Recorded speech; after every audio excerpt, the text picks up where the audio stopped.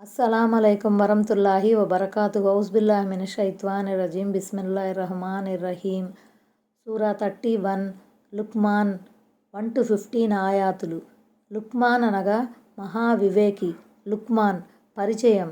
ఈ సూరా ముఖ్యంగా ఏకదైవారాధన గురించి నొక్కి చెప్పింది. ఈ సూరాలో ప్రస్తావనకు వచ్చిన జ్ఞాని, దైవభక్తి పరాయణుడైన హజరత్ లుక్మాన్ వల్ల ఈ సూరాకు ఈ పేరు వచ్చింది. లుక్మాన్ తన కుమారుడికిచ్చిన సలహా మనకు నైతిక చట్టాన్ని, వివేక వివేచనలను తెలుపుతోంది. హజ్రత్ లుక్మాన్ భావాలు ఒకే ఒక్క దేవుడిని సూచిస్తున్నాయి. దివ్య ఖురాన్ వివేక వివేచనాల గ్రంథం అని వర్ణిస్తూ ఈ సూరా ప్రారంభమవుతుంది. మంచి పనులు చేసేవారికి ఈ గ్రంథం మార్గదర్శనమని, కారుణ్యమని పేర్కొంది. ఈ సందర్భంగా మంచి పనులు చేసేవారి లక్షణాలను అభివర్ణించడం జరిగింది. అల్లాహ్ గల ప్రత్యేకమైన సృష్టి సామర్థ్యం గురించి కూడా ఈ సూరా ప్రస్తావించింది. ఆయన ఆకాశాలను ఎలాంటి స్తంభాలు లేకుండా నిలబెట్టాడు. ఆయన దృఢమైన పర్వతాలను భూమిపై నిలబెట్టాడు. ఆయన భూమిపై రకరకాల జంతువులను వ్యాపింపజేశాడు. ఆయన ఆకాశం నుంచి వర్షాన్ని కురిపిస్తాడు. ఆకాశాలలోనూ భూమిపై ఉన్న సమస్తాన్ని ఆయన మానవాళి ప్రయోజనం కోసం సృష్టించాడు. ఆయన ప్రజలకు లెక్కలేనన్ని అనుగ్రహాలు ప్రసాదించాడు. ఆయన రాత్రిని పగటిలోకి ఐక్యం చేస్తాడు. పగటిని రాత్రిలో ఐక్యం చేస్తాడు. ఆయన సూర్యచంద్రులను అదుపు చేస్తాడు. గర్భాలలో ఉన్నది కూడా ఆయనకు తెలుసు. ఆయత్ number 1 and 2 Alif Lam meme. ఇవి వివేకంతో కూడిన గ్రంథవాక్యాలు. ఈ దివ్య గ్రంథం ప్రారంభంలో కూడా ఈ పొడి అక్షరాలు హురూఫే ముకత్తఆత్ వచ్చాయి.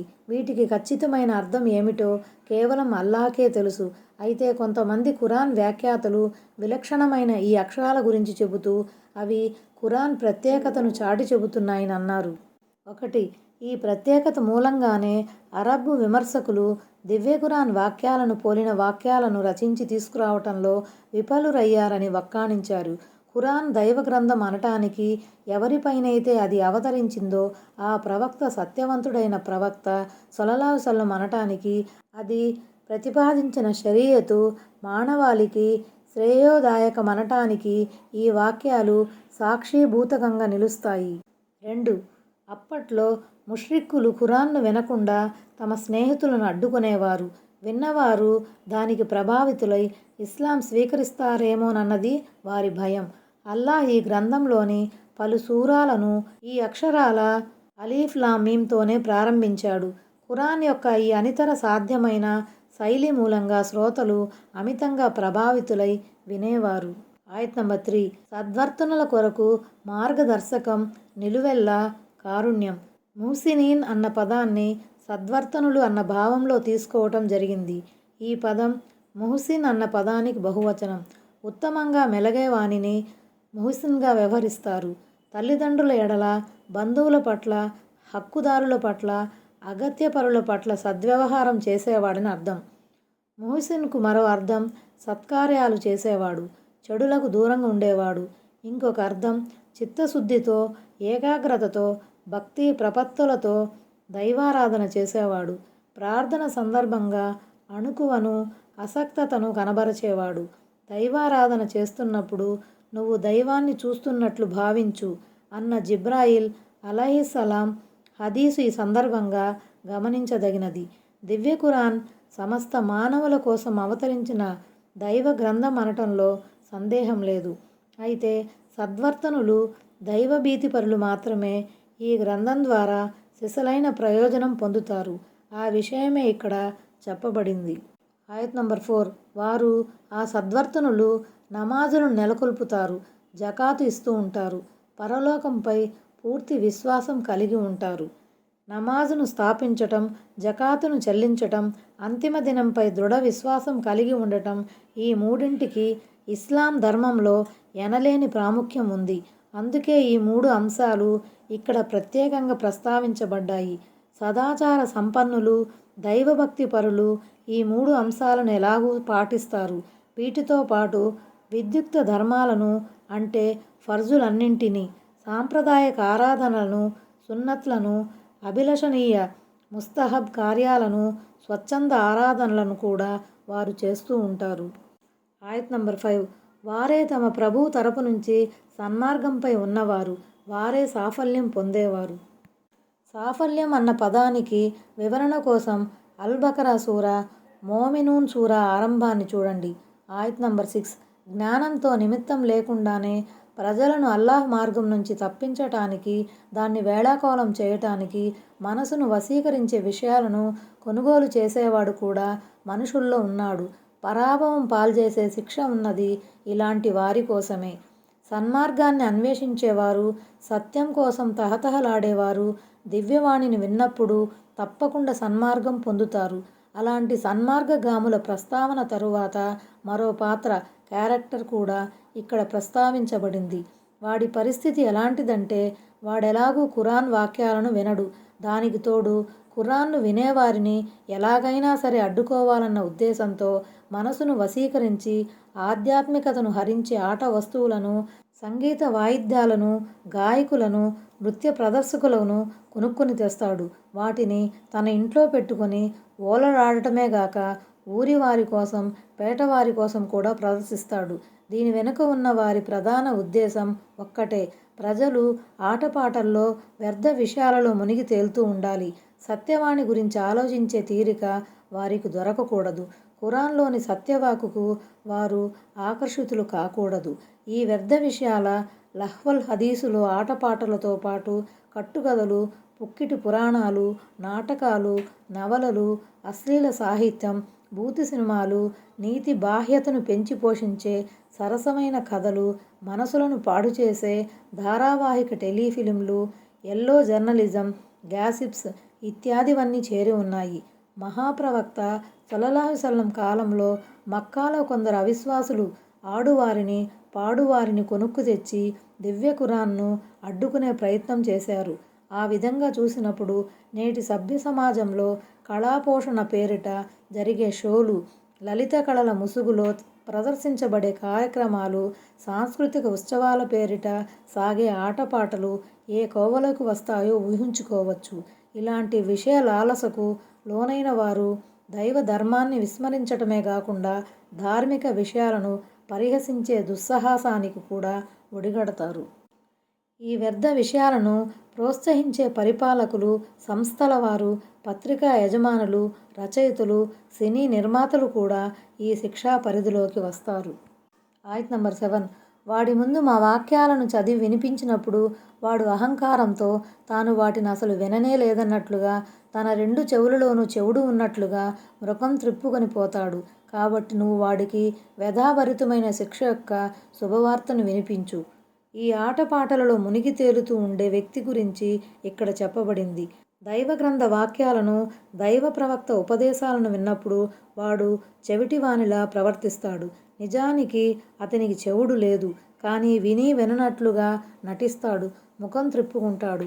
ఎందుకంటే వింటే ఆ మాటలు అతనికి కర్ణ కఠోరంగా ఉంటాయి. వక్రున్ అంటే భారం అని అర్థం.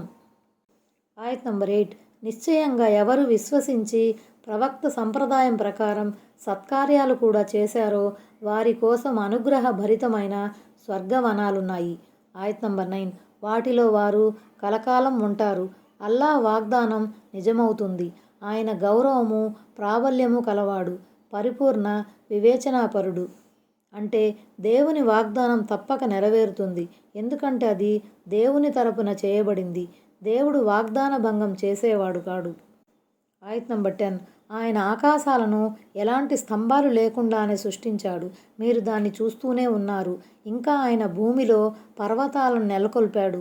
అది భూమి మీతో పాటు ఒరిగిపోకుండా ఉండేటందుకు. ఇంకా అన్ని రకాల జంతువులను భూమిలో వ్యాపింపజేశాడు. ఇంకా మేము ఆకాశం నుంచి వర్షపు నీటిని కురిపించి భూమిలో అన్ని రకాల మేలుజాతి జంటలను, మొలకలను ఉత్పన్నం చేశాము. వాక్యంలోని తరౌనహ అనే పదం అమదిన యొక్క విశేషణంగా భావించినట్లయితే అర్థం ఇలా వస్తుంది. మీరు చూడగలిగే స్తంభాలు లేకుండానే ఆకాశాలను సృష్టించాడు. అంటే ఆకాశానికి స్తంభాలున్నాయి, కానీ మీరు వాటిని కానలేరు అని భావం. రవాసియా ఇది రాసియతున్ అనే పదానికి బహువచనం. దీనికి సాబితతున్ అనే అర్థం వస్తుంది. అంటే స్థిరమైనదని భావం. అంటే ఆయన నేలపై అత్యంత బరువుగల పర్వతాలను ప్రతిష్ఠించాడు. అందువల్ల నేల చలించకుండా ఒక ప్రక్కకు వంగిపోకుండా స్థిరంగా ఉంది. తీరానికి చేరిన ఓడ అటూ ఇటూ కొట్టుకుపోకుండా ఉండేందుకు ఎలా లంగరు వేయబడుతుందో అలాగే భూమిలో పర్వతాలు పాతివేయబడ్డాయి. అరబ్బీ మూలంలో అంత మీద బికుం అని ఉంది. శాబ్దిక అర్థం తీసుకుంటే దానికి దొర్లిపోవటం కోసమే మేము పర్వతాలను నెలకొల్పాము అన్న అర్థం వస్తుంది. కానీ అరబ్బీ వ్యాకరణం ప్రకారం అక్కడ అన్కు ముందు కరాహత్ గాని లేక అన్ తర్వాత లా గాని ఉంటుంది. అంటే అంతమీద బికుం అని చెప్పినప్పుడు కరాహత అంతమీద బికుం మీతో పాటు దొర్లిపోవటం సముచితం కాదని భావించి, లేక అన్లా తమీద బికుం మీతో పాటు దొర్లిపోకూడదని పర్వతాలను పాతాము అన్న భావంలో అర్థం చేసుకోవాల్సి ఉంటుంది. ఆయన భూమిలో రకరకాల జంతువులను విస్తరింపజేశాడు. వాటిలో కొన్నింటి మాంసాన్ని మానవుడు భక్షిస్తాడు, కొన్నింటిని వాహనాలుగా ఉపయోగించుకుంటాడు, వాటి వీపులపై బరువును మోపుతాడు, ఇంకా వాటిని అందం వైభవం కోసం కూడా పెంచుతాడు. ఇక్కడ జంట జౌజ్ అనే పదం రకం సిన్ఫ్ అన్న అర్థంలో ఉపయోగించబడింది. అంటే రకరకాల ఆహార ధాన్యాలు, పండ్లు, ఫలాదులు పుట్టించాడని భావం. కరీం మేలిమి అనేది జౌజున్ యొక్క విశేషణం. అది వాటి అందాన్ని, నాణ్యతను, ప్రయోజకత్వాన్ని సూచిస్తోంది. ఆయత్ నంబర్ 11. ఇది అల్లా సృష్టి. ఇప్పుడు ఆయన తప్ప వేరితరులు ఏం సృష్టించారో మీరు నాకు చూపించండి. ఏమీ సృష్టించలేదు. నిజానికి ఈ దుర్మార్గులు స్పష్టమైన మార్గభ్రష్టత్వానికి లోనై ఉన్నారు. ఇది అన్న పదం దేవుని రకరకాల సృష్టితాలను సూచిస్తుంది. వెనుకటి ఆయతులలో వీటి గురించి వచ్చింది. అంటే అల్లాహ్ను వదిలి మీరు పూజించే చిల్లర దేవుళ్ళు, మీరు సహాయం కోసం వేడుకునే దేవతలు, భూమ్యాకాశాలలో చేసిన సృష్టి ఏమిటో కాస్త చెప్పండి. ఒక్క వస్తువునన్నా చూపెట్టండి. సృష్టించలేదు కదా. మరి సమస్త వస్తువులను, సకల ప్రాణులను సృష్టించిన వాడు అల్లాహే అయినప్పుడు ఆరాధనలకు కూడా ఆయనే అర్హుడవుతాడు. ఆయన తప్ప ఈ లోకంలో పూజలను, ఉపాసనలను అందుకోగల దైవం ఏదీ ఎక్కడా లేదు. ఆయత్ నంబర్ 12. నిశ్చయంగా మేము లుక్మానుకు వివేచనను ప్రసాదించి నువ్వు అల్లాహ్కు కృతజ్ఞుడవై ఉండు అని చెప్పాము.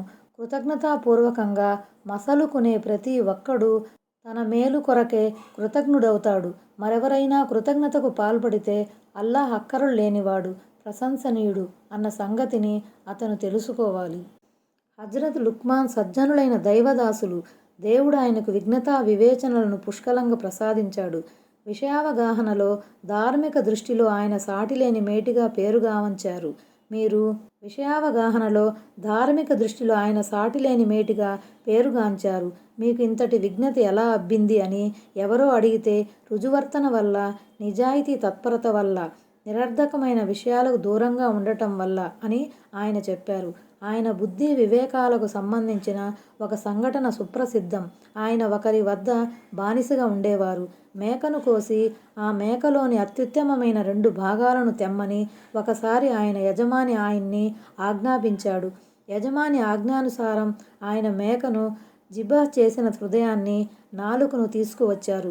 మరో సందర్భంలో యజమాని మేకను కోసి అత్యంత హీనమైన 2 భాగాలను తెమ్మని ఆదేశించగా ఆయన ఆ 2 భాగాలనే, హృదయం, నాలుకనే తెచ్చిపెట్టారు. అదేమని అడిగితే ఆయన ఇలా అన్నారు: నోరు, హృదయం సజావుగా ఉన్నంతకాలం అవే అన్నిటికన్నా ఉత్తమమైనవి. ఒకవేళ అవి గనక చెడిపోతే ఆ రెండింటికన్నా హీనమైన వస్తువు మరొకటి ఉండదు.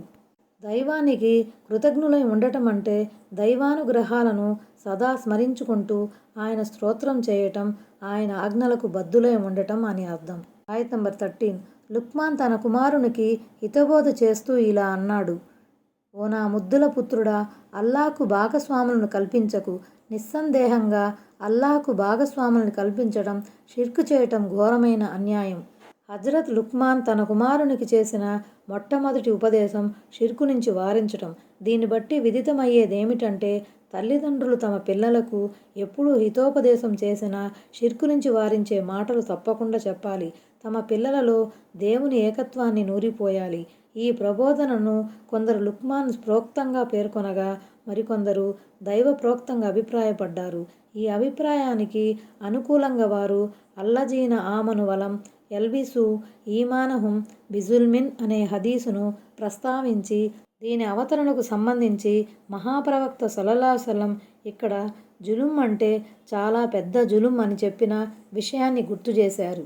సహీ బుఖారీ హదీస్ నంబర్ 4776. ఇంతకీ ఈ హదీసు అది దైవ ప్రోక్తమని సమర్థించినట్లు కానీ ఖండించినట్లు కానీ లేదు. ఆయత్ నంబర్ 14. మరి మేము మానవునికి అతని తల్లిదండ్రుల విషయంలో గట్టిగా తాకీదు చేశాము. అతని తల్లి అతన్ని ప్రయాసపై ప్రయాసకు ఓర్చుకుంటూ తన గర్భంలో మోసింది. మరి అతని పాలను విడిపించటానికి 2 సంవత్సరాలు పట్టింది. కనుక ఓ మానవుడా, నువ్వు నాకు నీ తల్లిదండ్రులకు కృతజ్ఞుడివై ఉండు.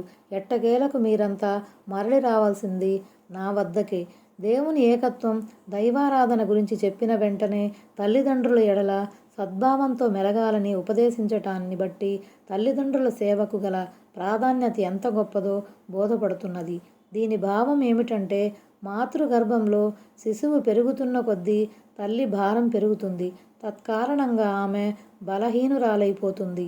తల్లి భరించే ఇన్ని కష్టాలను గురించి ప్రస్తావించి తల్లిదండ్రుల పట్ల ఉత్తమంగా మెలిగినప్పుడు తల్లికి అధిక ప్రాధాన్యతనివ్వాలని ఈ ఆయతు చూచాయిగా పేర్కొంటున్నది. హదీసుల ద్వారా కూడా ఈ సంగతి రూఢి అవుతుంది. ఈ ఆయతను బట్టి బోధపడేదేమంటే, పాల గడువు 2 ఏండ్లు, అంతకన్నా ఎక్కువ కాలం పాలు త్రాగించనవసరం లేదు. ఆయత్ నంబర్ 15. ఒకవేళ నీకు తెలియని వారినెవరినైనా నాకు భాగస్వాములుగా నిలబెట్టమని వారిద్దరూ నీపై ఒత్తిడి తీసుకువస్తే మటుకు నువ్వు వారి మాట వినకు. ప్రపంచంలో మాత్రం వారి ఎడల ఉత్తమ రీతిలో మసలుకో. అయితే మార్గానుసరణ విషయంలో మాత్రం నా వైపు మరలి ఉన్న వానినే ఆదర్శంగా తీసుకో. ఆ తరువాత మీరంతా నా వైపుకే మరలి రావాల్సి ఉంటుంది. అప్పుడు నేను మీరు చేస్తూ ఉండిన కర్మలన్నింటినీ తెలియబరుస్తాను. అంటే విశ్వసించిన వారి మార్గాన్ని అనుసరించు. నా వైపు మరలి ఉన్న వారి మార్గాన్నే మీరు అనుసరించాలి. ఎందుకంటే మీరంతా ఆఖరికి రావాల్సింది నా దగ్గరకే. ప్రతి ఒక్కరికి వారి కర్మల, మంచి కర్మల లేక చెడు కర్మల ప్రతిఫలం లభించేది నా దగ్గరే. మరి మీరు గనక నా మార్గాన్ని అనుసరించి సదా నన్ను స్మరిస్తూ జీవితం గడిపినట్లయితే ప్రళయ దినాన మీరు నా న్యాయస్థానంలో ఆదరించబడే అవకాశం ఉంటుంది. అన్యథా మీరు ఆపదలో పడతారు. దీని తర్వాత మళ్ళీ లుక్మాన్ ఉపదేశం మొదలవుతుంది.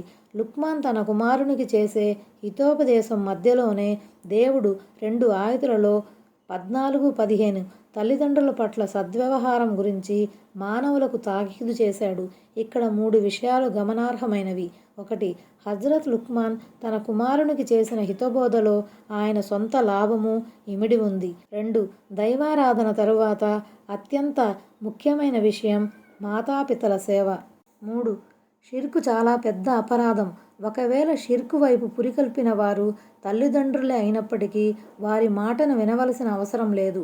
అయితే వారి పట్ల మంచిగా మాత్రం మెలగాలి. అస్సలాము అలైకుం వరహ్మతుల్లాహి వబరకాతుహు.